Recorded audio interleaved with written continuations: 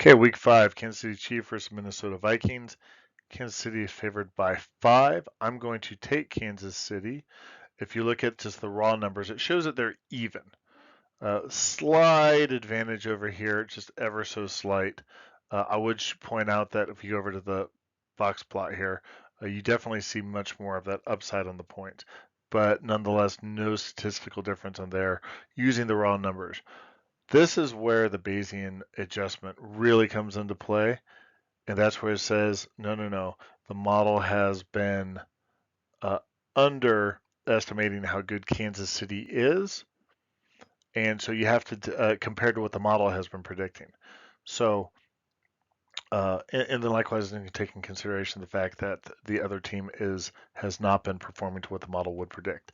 So, uh, when we come down here, we can see that Minnesota is indeed got some solid numbers as they rack that up. But I think when you watch the game, I mean, particularly when you look at these 3 L's, and not to mention this last win was not exactly a stellar win in my opinion.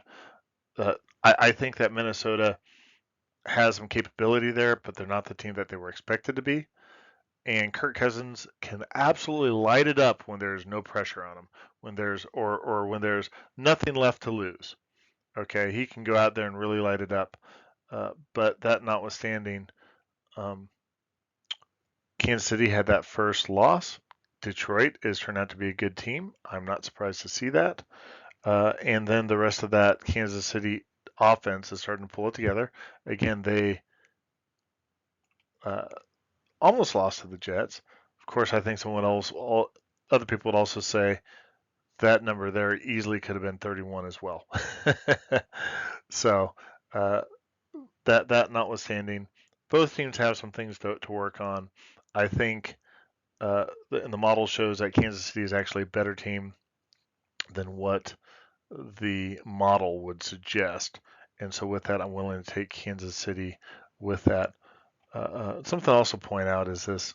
I know a lot of people like to put a lot in that home field advantage piece.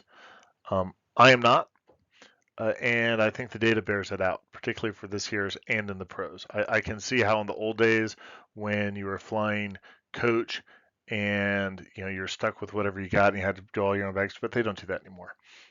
Those guys probably get better rest when they're on the road because they don't have all of the okay, they might get some additional distractions when they're not at home, but they might also get away from some. So it just doesn't seem to be a statistical difference. I'm not willing to change my bet based upon that.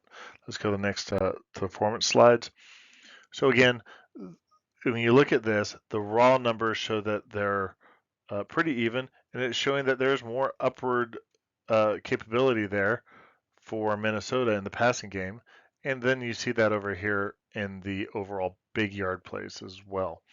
I do notice that they're having a hard time protecting uh, Kirk Cousins, and both teams are doing a pretty good job of controlling the ball. Not a lot of interceptions or fumbles. And then we come down here to Kansas City.